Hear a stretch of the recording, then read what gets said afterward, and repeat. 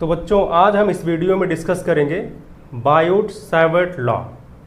दो French physicist थे, France के रहने वाले फिजिस्ट के ज्ञाता थे, जिन्होंने ये लॉ दिया और ये काफ़ी एक्सपेरिमेंट के बाद इन्होंने ये लॉ दिया जिसको बायोट-सावर्ट लॉ कहते हैं।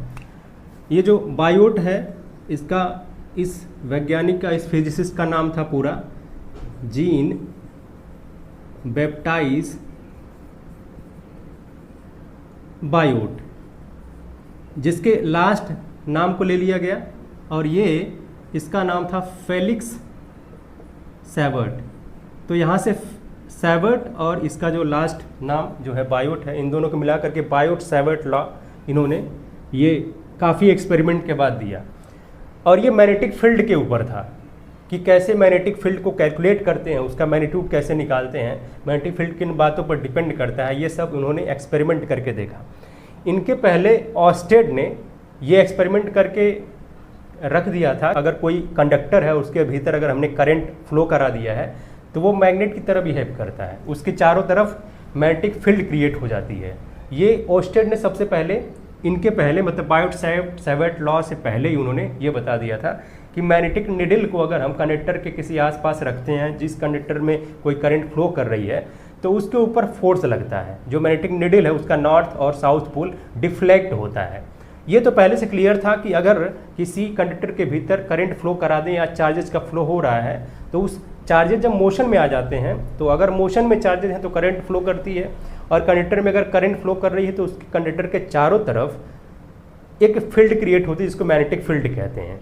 और उस फील्ड से क्या होता है कि मैग्नेटिक निडल डिफ्लेक्ट होती है, ये पहले से ज्ञात था। और इसी बात को इन्होंने क्या किया कि जो पूरा एक मैग्नीट्यूड निकालने का जो प्रोसेस है, मैग्नेटिक फील्ड का मैग्नीट्यूड निकालने का प्रोसेस, ये इन्होंने बायोट-सावर्ट दोनों ने मिल करके दिया। इन्होंने सबसे पहले ये कहा, एक पहले हम यहाँ पर कंडक्टर बना लेते हैं।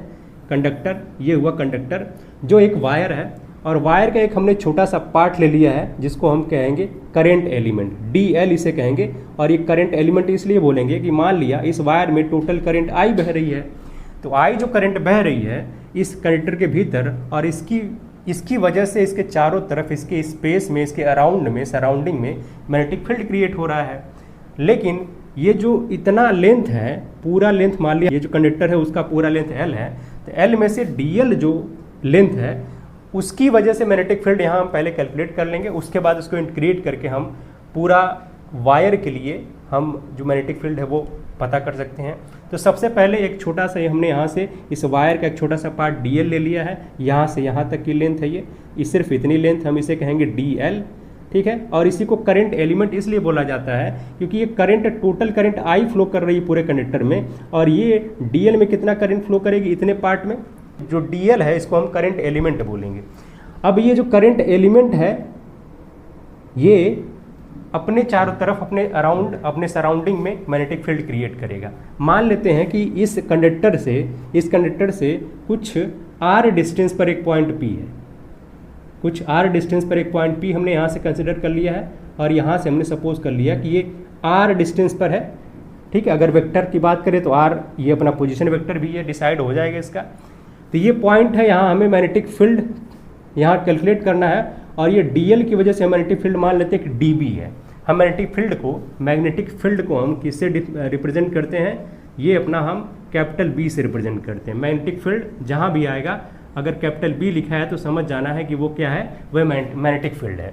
तो इस DL एलिमेंट की वजह से dB यहाँ पर मैग्नेटिक फील्ड हम कैलकुलेट करेंगे, जो इस करंट एलिमेंट से r डिस्टेंस पर इसके पोजीशन वेक्टर भी डिसाइड हो गया है, और ये यहाँ से इस वायर के साथ थीटा एंगल बना रहा है, ये भी गिवन है, ठीक है। और ये जो DL है, इस लाइन को अगर हम सीधा खींचते हैं इस तरीके से तो ये बनता है एक एक्सिस, ठीक है। ये क्या है, इसे एक्सिस पढ़ते हैं, एक्सिस, इसे हम कहते हैं एक्सिस है। ये क्या है, एक्सिस है। तो इस एक्सिस से थीटा एंगल बना रहा है वो जो पोजीशन वेक्टर है इस पॉइंट P का, यहाँ करंट एलिमेंट से। इतना बात क्लियर है।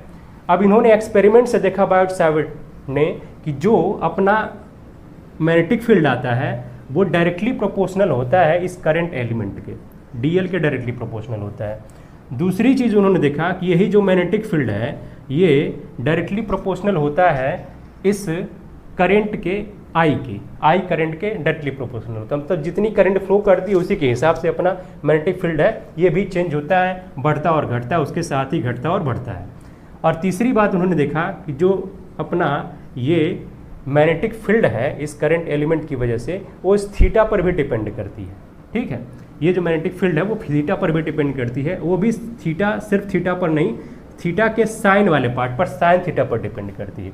चौथा चीज़ उन्होंने एक्सपेरिमेंट से देखा कि जो डीबी है वो ये जो डिस्टेंस दिखाई दे रहा है करंट एलिमेंट से पॉइंट पी की डिस्टेंस जो दिखाई दे रही है, इस डिस्टेंस के इन्वर्सली प्रोपोर्शनल होती है, वो भी स्क्वायर करके, मतलब इस डिस्टेंस के स्क्वायर के इन्वर्सली प्रोपोर्शनल होता है।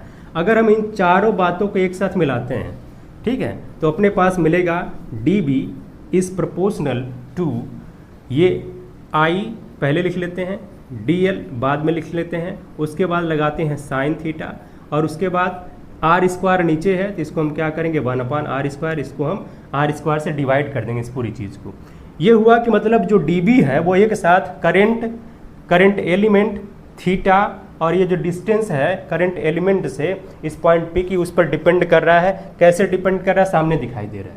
अब अगर हम फिजिक्स में इस प्रोपोर्शनलिटी के साइन को हटा करके फार्मूला बनाने की कोशिश करते हैं और बराबर का साइन लाना चाहते हैं तो हमें क्या करना पड़ता है, एक कांस्टेंट यहाँ लिखना पड़ता है राइट साइड में। इस कांस्टेंट को k सपोज कर लेते हैं, बाकी सब कुछ वैसे है dl, और यहाँ पर साइन थीटा है और नीचे में क्या है r²। ठीक है, ये वैल्यू आई है, ये हमारे पास dl की dB की वैल्यू आई है जो इस करंट एलिमेंट dl की वजह से उसके सराउंडिंग में क्रिएट होती है, प्रोड्यूस होती है, जो एक मैग्नेटिक फील्ड है, इतनी मैग्नेटिक फील्ड यहाँ प्रोड्यूस होगी। अब जो k है यहाँ पर ये प्रोपोर्शनलिटी कांस्टेंट है, ये जो k है प्रोपोर्शनलिटी कांस्टेंट, इसकी वैल्यू भी फिक्स होती है। इस k की वैल्यू होती है μ0/4π, जहाँ पर μ0 एक नया यहाँ पर क्वांटिटी आ गया है। ये μ0 जो है वो है, इसे कहते हैं परमिएबिलिटी। ठीक है, जो इस मीडियम पर डिपेंड करती है कि जो यहाँ पर जो करंट एलिमेंट है और ये जो पॉइंट है, इस पॉइंट के बीच में और करंट एलिमेंट के बीच में जो मीडियम है उस पर डिपेंड करती है। वो मीडियम कैसा है उस बात पर डिपेंड करती है। तो ये परमिएबिलिटी हो गया μ0। k = μ0/4π है, इसकी वैल्यू भी फिक्स होती है, ये बिल्कुल फिक्स वैल्यू आती है, इसका जो मान है वो बराबर मतलब फिक्स होता है और ये होता है 10⁻⁷। ठीक, 10⁻⁷ होता है। अब इस वैल्यू को हम जरा यहाँ लिखते हैं और हमारे पास जो फॉर्मूला फाइनली आता है dB बराबर k की जगह पर μ0/4π करना है और यहाँ पर i dl और यहाँ पर साइन थीटा होगा और उसके बाद नीचे r²। है ये वैल्यू आ गई है dB की, ये फार्मूला आ गया हमारे पास। ये अगर हमें मैग्नीट्यूड निकाला मैग्नेटिक फील्ड का किसी वायर की वजह से जिसमें करंट I फ्लो कर रही है, उसका एलिमेंट हमने करंट एलिमेंट dl लिया हुआ है और इस पॉइंट पर हम पता करना चाह रहे हैं जहाँ पर ये जो पॉइंट है उसका पोजीशन वेक्टर इस एक्सिस से, इसके वायर के एक्सिस से थीटा एंगल बना रहा है, उसका ये मैग्नीट्यूड होगा। ठीक है, अगर इसको वेक्टर में हम बदलना चाहें तो बदल सकते हैं। क्या करें, यहीं पर ये जो साइन थीटा दिखाई दे रहा है इसके साथ r हम मल्टीप्लाई कर देते हैं, मतलब ऊपर और नीचे हम r मल्टीप्लाई कर देते हैं स्मॉल r, और होगा क्या, यहाँ पर जो dB आएगा वो वेक्टर में बदल जाएगा। कैसे, देखें, यहाँ पर μ0/4π है और ये i है, उसके बाद dl है, और ये जो r हमने लिखा है यहाँ मल्टीप्लाई किया है उसको हम r साइन थीटा कह देते हैं, और नीचे में फिर से r³ हो जाए क्योंकि नीचे हमने r से एक्स्ट्रा मल्टीप्लाई किया है।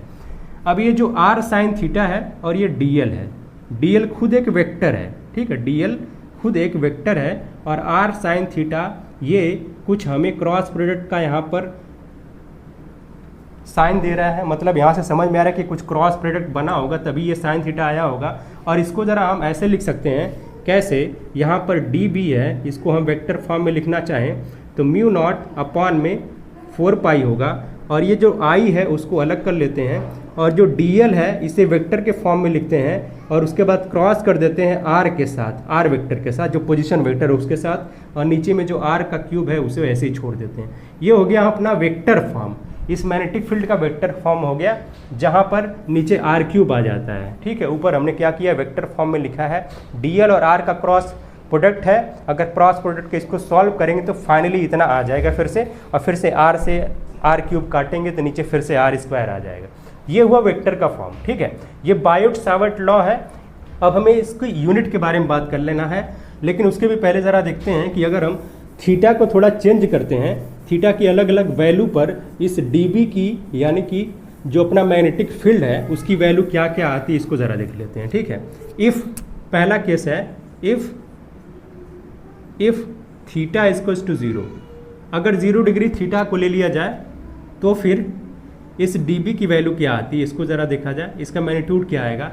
हमारे पास फार्मूला है पहले से, यही है फार्मूला। यहाँ पर क्या करना है, म्यू नॉट अपॉन में 4 पाई और क्या था, आई था, dl था, उसके बाद साइन थीटा था, तो थीटा की जगह 0 लिखना पड़ेगा और नीचे r का स्क्वायर करेंगे। साइन 0 की वैल्यू होती है पूरा 0, और ये टोटल वैल्यू जब मल्टीप्लाई होगी 0 के साथ जो भी है तो ये टोटल 0 हो जाएगा। मतलब ये जो मैग्नीट्यूड आया है मैग्नेटिक फील्ड का थीटा इक्वल्स टू 0 पर वो 0 आएगा, ठीक है। दूसरा केस है कि अगर हमने यहीं पर थीटा को 90 कर दिया है, उस केस में अब हमारे पास जो dB होगा उसकी वैल्यू क्या आएगी देखते हैं ज़रा। यहाँ पर म्यू नॉट अपॉन में 4 पाई है और उसके बाद आई है, उसके बाद dl है, और यहाँ थीटा की जगह हमने क्या कर देना है, फिर से 90 कर देना है, 0 नहीं करना है, और नीचे r का स्क्वायर है। साइन 90 की वैल्यू 1 होती है।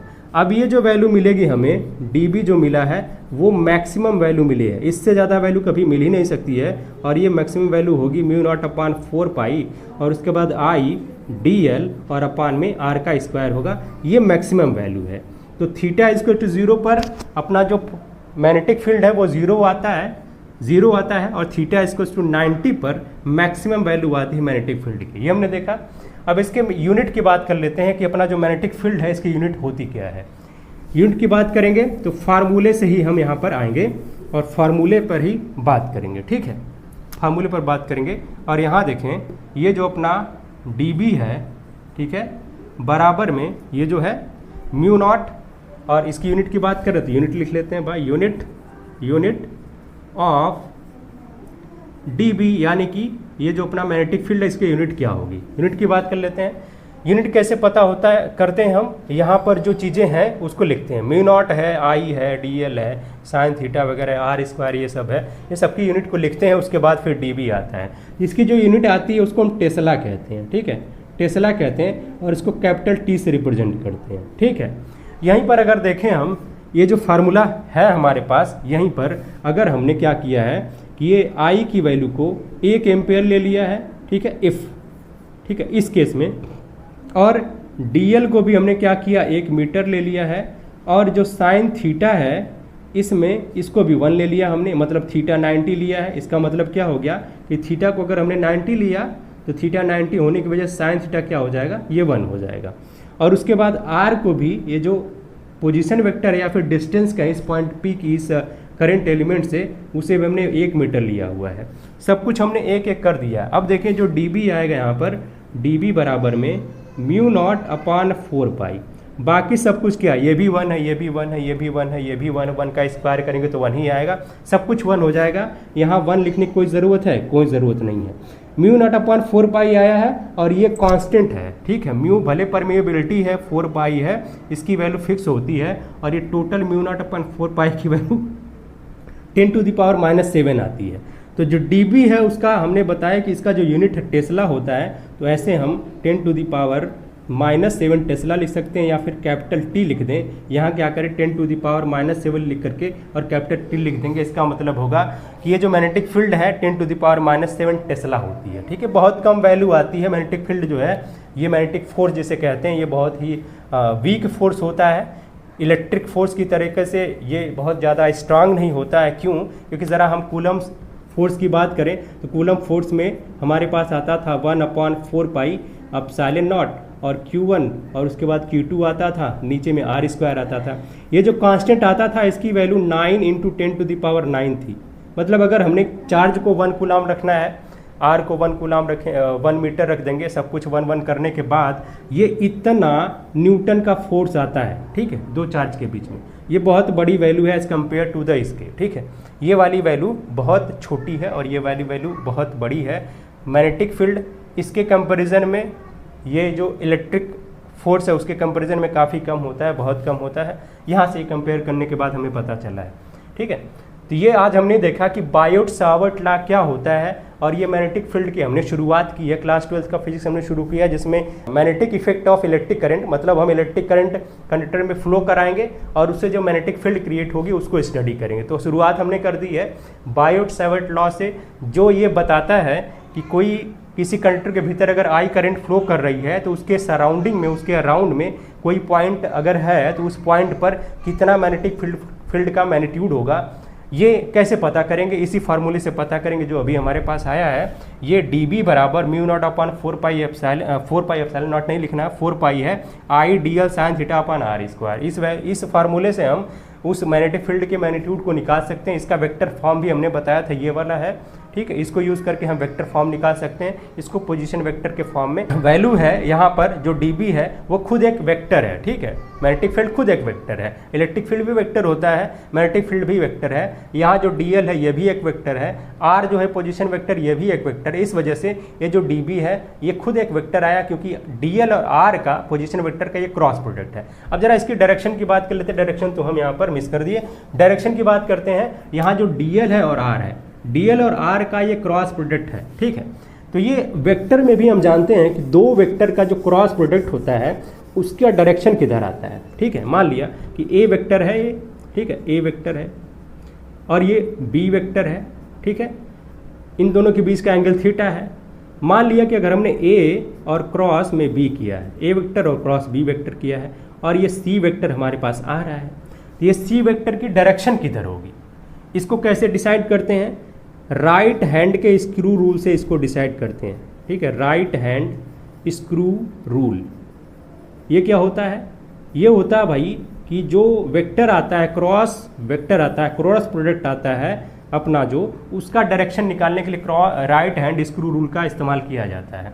इसमें करते क्या है कि मान लिया a क्रॉस b अगर हमें निकालना है तो a से चलते हैं और इस b की तरफ जाते हैं, ठीक है। मान लिया और स्क्रू लेकर के जाते हैं, ये स्क्रू है अपना, ठीक है, स्क्रू है, यहाँ पर रखते हैं और ये जो a है वहाँ से b की तरफ जाएंगे। तो ऐसे करना पड़ेगा हमें। मान लिया ये a की तरफ हमने ऐसे इस तरीके से फिंगर किया है और फिर इसको घुमा करके ऐसे करेंगे। जब ऐसे घुमाएंगे तो स्क्रू अपना किधर जाएगा? अंदर की तरफ जाएगा, और जब अंदर की तरफ जाएगा तो यही इसकी डायरेक्शन होगी। अंदर की तरफ जो डायरेक्शन होगी ये सी वेक्टर की डायरेक्शन होगी। और क्रॉस प्रोडक्ट में ऐसे ही होता है कि बाकी जो दोनों वेक्टर होते हैं जिसका क्रॉस प्रोडक्ट निकाल रहे हैं उसके परपेंडिकुलर डायरेक्शन आती है। जो वेक्टर रिजल्टेंट वेक्टर होता है उसके दोनों प्लेन है, जो दोनों वेक्टर के प्लेन बनते हैं उसके परपेंडिकुलर डिस्टेंस जो डायरेक्शन आती है वो अलग, वो डिपेंड करेगा स्क्रू रूल पर कि अगर ये स्क्रू अंदर जा रहा है तो अंदर की तरफ। अगर ऐसे ही अगर हम b क्रॉस a निकालते हैं यहाँ पर b क्रॉस a, ठीक है, ये वेक्टर अलग हो जाता है, ठीक है, c डैश, और हम इस तरह से c डैश वेक्टर लिख सकते हैं। और b से अगर a तक जाते हैं तो मान लिया ऐसे स्क्रू लगाते हैं और यहाँ से अपनी फिंगर है इसको ऐसे घुमाते, तो जब ऐसे घुमाएंगे इसको एंटी क्लॉकवाइज स्क्रू को, तो क्या होगा? स्क्रू बाहर की तरफ निकलेगा, ठीक है। और बाहर की तरफ निकलेगा तो उस समय डायरेक्शन ये, इसको हम सी डैश इस तरीके से मान सकते हैं। तो देखें अंदर की तरफ मैग्नेटिक फील्ड को दिखाने के लिए मान लिया कि ये जो दोनों वेक्टर है, यहाँ डीएल है, ये इसी प्लेन में है, इस व्हाइट बोर्ड के प्लेन में है, और ये पोजीशन वेक्टर आर है, ये भी इसी प्लेन में है। तो ये प्लेन है, इस प्लेन के परपेंडिकुलर बी की डायरेक्शन हो सकती है। वो डिपेंड करेगा कि हम डीएल से जो आर जा रहे हैं, ठीक है, वो अगर हम जाएंगे तो वो जो स्क्रू है वो अंदर की तरफ जाएगा या बाहर की तरफ जाएगा। अंदर की तरफ जाएगा तो अंदर की तरफ डायरेक्शन होगी इस प्लेन के परपेंडिकुलर अंदर की तरफ, और अगर बाहर की तरफ आ रहा है तो इस प्लेन के परपेंडिकुलर बाहर की तरफ बी की डायरेक्शन होगी, जो मैग्नेटिक फील्ड है उसकी डायरेक्शन होगी। तो क्लियर हो गया ये? बिल्कुल, ये वेक्टर है तो वेक्टर की तरीके से इसकी डायरेक्शन में निकाली जाएगी। इसमें देखते हैं कि जो अंदर की तरफ हम लिखते हैं, मतलब जो अंदर की तरफ मैग्नेटिक फील्ड होती है उसको इस तरीके से दिखाते हैं, ऐसे क्रॉस कर देते हैं, ठीक है, इनटू, मतलब ये इनटू द प्लेन, ठीक है। और अगर हमने बाहर की तरफ दिखाना तो ऐसे सर्किल बना करके बीच में ऐसे पॉइंट बना देते हैं। ये क्या है? आउटवर्ड है, ठीक है, ये आउटवर्ड डायरेक्शन में हमारा मैग्नेटिक फील्ड है, ठीक है। क्या किसकी डायरेक्शन? ये डीबी की डायरेक्शन है, डीबी की डायरेक्शन ये इनवर्ड है, इनटू द प्लेन, ये आउट ऑफ द प्लेन, ठीक है, बाहर की तरफ है। इस तरीके से दिखाते हैं। तो कहीं अगर ऐसा क्रॉस करके लिखा हो, इसका मतलब ये हो गया कि जो फील्ड की मैग्नेटिक फील्ड की डायरेक्शन है वो इस प्लेन के अंदर की तरफ है, इनटू की तरफ है, इनटू द प्लेन है। और यहाँ पर अगर सर्किल बना करके एक बीच में पॉइंट बना दिया गया है छोटा सा, उसका मतलब क्या है, जो मैग्नेटिक फील्ड की डायरेक्शन है वो बाहर की तरफ है, इस प्लेन के परपेंडिकुलर और बाहर की तरफ, दो बात है। तो हमने डायरेक्शन भी देखा है यहाँ पर। तो आज हमने ये बायोट-सेवर्ट लॉ देखा है और समझा है इसको बहुत अच्छे तरीके से, और इसकी डेरिवेशन भी हमने किया। इसमें एक फार्मूला भी निकल करके आया है जिसमें हम मैग्नेटिक फील्ड का मैग्नीट्यूड निकाल सकते हैं, जो किस पर डिपेंड कर रहा है, करंट एलिमेंट पर डिपेंड कर रहा है, करंट पर डिपेंड कर रहा है, उस थीटा एंगल पर डिपेंड कर रहा है जो पोजीशन वेक्टर उस करंट एलिमेंट के साथ बना रहा है, उसकी एक्सिस के साथ बना रहा है, और जो डिस्टेंस है उस पर भी डिपेंड कर रहा है, उसके स्क्वायर के इन्वर्सली प्रोपोर्शनल दिखाई दे रहा था। तो ये मैग्नीट्यूड हमने यहाँ पर फाइंड किया है। और ये आज हमने बायोट-सेवर्ट लॉ स्टार्ट किया हमने, ये चौथा चैप्टर है, और चौथे चैप्टर में हमने पहला टॉपिक आज स्टार्ट किया है जो बायोट-सेवर्ट लॉ था, और ये हमने अच्छे से डिस्कस किया। आई होप कि आप सबको बहुत अच्छे तरीके से ये समझ में आ गया होगा और कोई डाउट नहीं रहा होगा। अगर कोई डाउट है तो आप जो है कमेंट बॉक्स में कमेंट कर सकते हो और हम उस डाउट को ज़रूर क्लियर करेंगे, इस बात का आपको जो है विश्वास दिलाते हैं। फिर मिलते हैं एक नए टॉपिक के साथ नेक्स्ट वीडियो में।